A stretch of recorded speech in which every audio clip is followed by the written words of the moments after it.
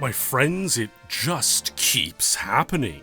An amazing new record set in a niche Nintendo 64 video game category.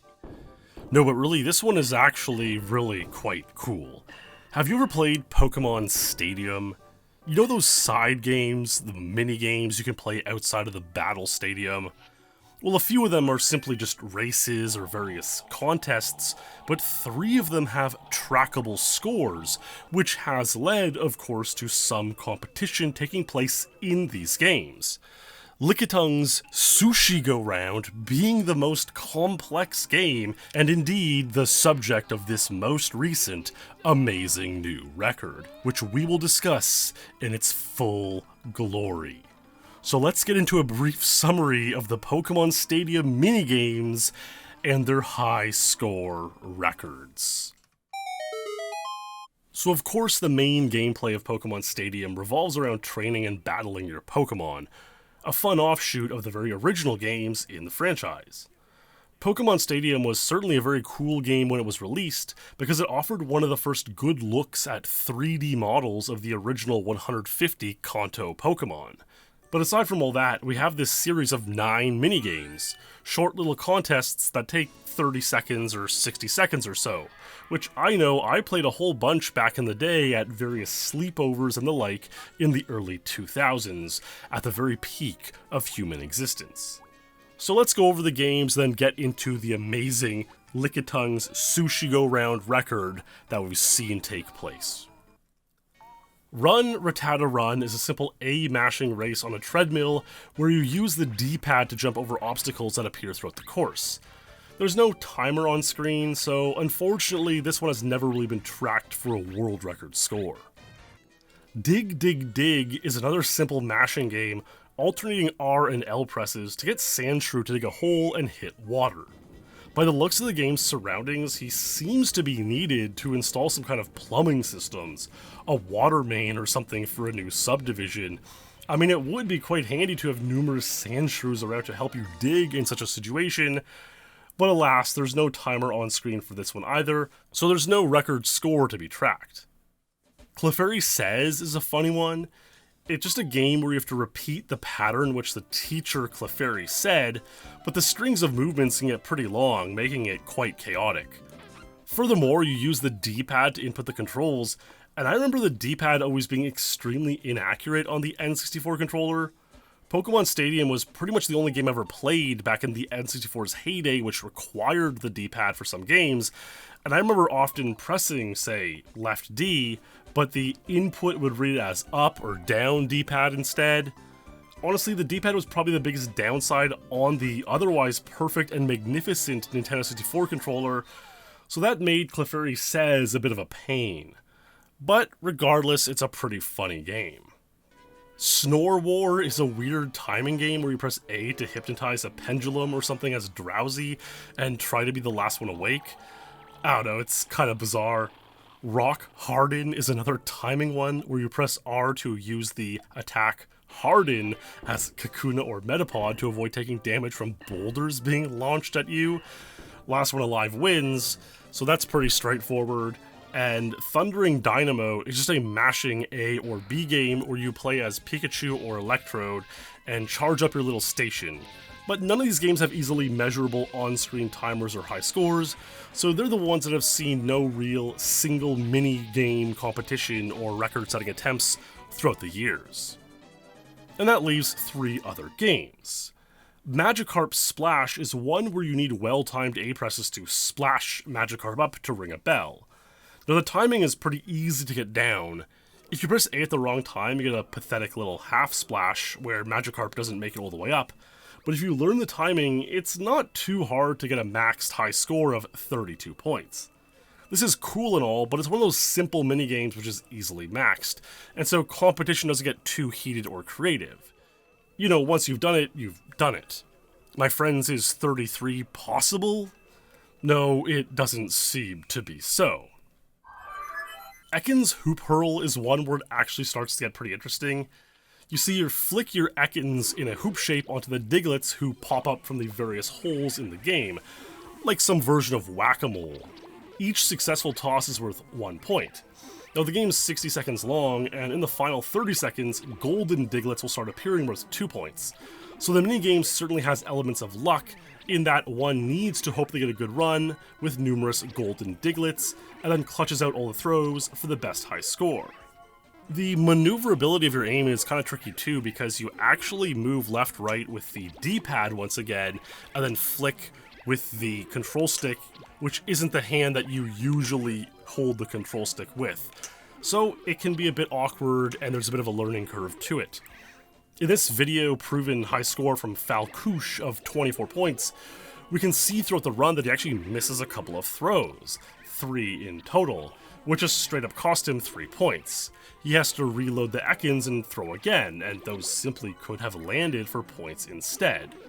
He does, however, get 5 golden diglets, which is quite rare to get 5, and not only that, but the computer opponents do horribly, getting 1 and 2 points, which is another element of luck one would need for a high score here.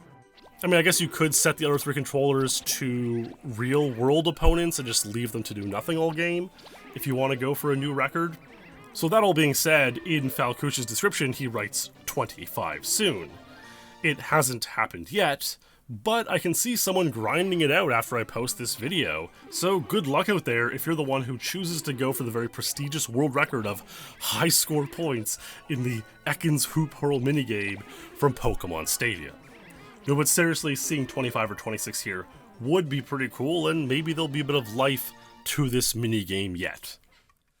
However, that all brings us to the final minigame, Sushi Go Round, where one plays as Lickitung, attempting to eat as much sushi as possible, or in particular, according to the minigame instructions, eat the most expensive course of sushi from the Sushi Go Round.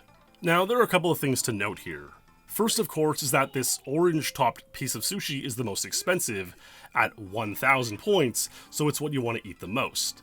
The problem is, in a typical round, you might only see 2 or 3 of these spawn into the game, which leads into the next aspect of the game. If you eat multiple of the same sushi in a row, you get bonus multipliers up to 5 times the base points, or base cost. So the first orange sushi would get you 1,000 points, the second would be 2,000, the fifth would be 5,000, and the 6th, 7th, 8th, etc. would also be 5,000 each. But again, it's pretty unlikely to get that many orange sushi in a single round.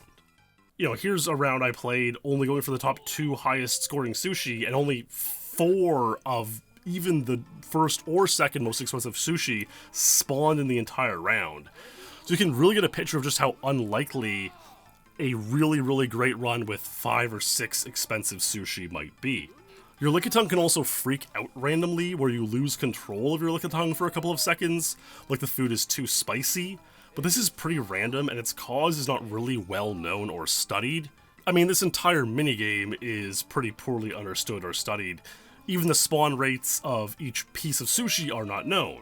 You know, it's just a random side minigame in Pokémon Stadium after all, far from the main purpose of the video game as a whole. But what is known is that if you eat these green canisters, the lowest scoring item on the menu, you will freak out every time. I love this excerpt from a Game FAQ's guide on the minigames, written by Greg P. in the year 2000, where he calls this item green liquid, and then later corrects it with, "I recently received an email from Justin who wrote, 'The green liquid is called wasabi. It's an extremely spicy sauce that people put on sushi. Imagine the spiciest salsa or hot sauce you've ever had, and multiply that by about 4 or 5, and you've got wasabi.' Thanks for that, Justin. Greatly appreciated." Well, now that we have somewhat of an understanding of this minigame, that brings us to our French-Canadian gaming legends who set the stage for this amazing world record to come, namely Falcouche and Quebec Yoshi. Falcouche is a gamer who has many records in these Pokémon Stadium minigames in both Pokémon Stadium 1 and 2. Well, you see, Falcouche, Quebec Yoshi, and 2 of their friends came up with an interesting strategy for a high score in Sushi Go Round, where they would attempt on evenings when just hanging out as good friends do.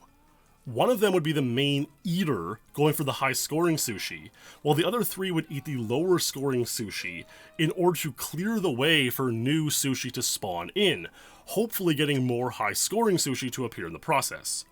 These real players are much more capable of eating the low-scoring sushi than the computer players. Now, on really good runs of doing this, they could score into the mid-high 20,000 points, which is a decent amount. In fact, the leaderboard on Cyberscore also showed a few others with similar scores in the mid-20,000s. So it seemed this was a sort of loose ceiling as to what might entail a really good attempt of a round in Sushi Go Round. You know, on a great run, they might get 5 or 6 of the orange-topped sushis in a row, and with bonuses and a couple other bites, that gets you into the mid-20,000s.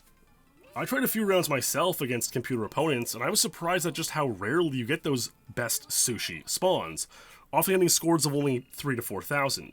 So mid-20,000 is actually really quite insane. However, this group of friends wanted more. They had their sights on 30,000, believing such a thing was possible. Just watch this run and keep your eye on 1P in blue. There are numerous moments waiting for the orange-topped sushi to appear where, with better luck, if one did appear, it could easily have been eaten. Not wanting to break the combo, we see a lot of waiting around instead of going for the lower-scoring sushi. At the last second, with a 7th consecutive orange sushi, we see the score tally to 28,850 points, the highest known score ever in this minigame, and a truly remarkable achievement when it was performed. But they wanted more. On a mid-May night in 2024, a very powerful and brilliant night thanks to numerous solar coronal mass ejections, causing the night skies to display the beautiful Aurora Borealis throughout the entirety of Quebec and even most of the northern hemisphere as a whole. This group of friends decided to end a wonderful night by cooling off and enjoying some drinks, some fine company, and some Sushi Go Round attempts. Perhaps it was the solar energy pulsating through the air. Perhaps it was just the passion and inspiration resulting from such a beautiful experience. Who knows, perhaps the solar pulses affected the N64 in such a way to improve the luck in Sushi Go Round. Okay, I doubt that last part, and I am skeptical of those solar rays and gamma rays affecting the N64, but whatever happened resulted in this run where Quebec Yoshi, playing as P2 in green, was able to get an unbelievable combo of 9 consecutive orange sushi, along with a smaller combo of other decent scoring sushi to start the run. When the friends awaited to see the score get tallied at the end, their longtime goal of 30,000 points had been completely shattered.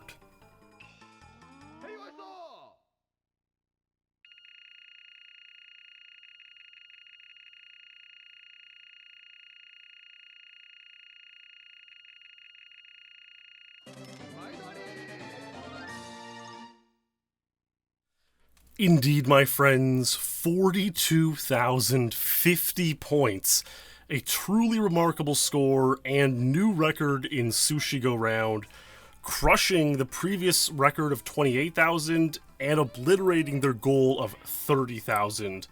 What an unbelievable course of sushi consumed by the one and only Lickitung, played by Quebec Yoshi on that magical night. Falcouche has since run the numbers on this minigame and found that for every new spawn, the orange-topped sushi only has about a 3% chance of spawning in, and so doing the math, with 65 total plates spawned this round, 57 eaten and 8 left at the end, getting 9 of those 57 consumed plates to be orange sushi only has a chance of roughly 1 in 7,000. Now that is a truly remarkable and very rare occurrence. Just as rare as a beautiful Aurora Borealis visible throughout the entire northern hemisphere, perhaps. And so that's the story of how 4 friends came together to obliterate the record in this niche minigame from the legendary Pokémon Stadium for the Nintendo 64. Congratulations to all who participated, and good luck to anyone who feels inspired to play the games themselves. Stay true, my friends, and I'll see you in the next video.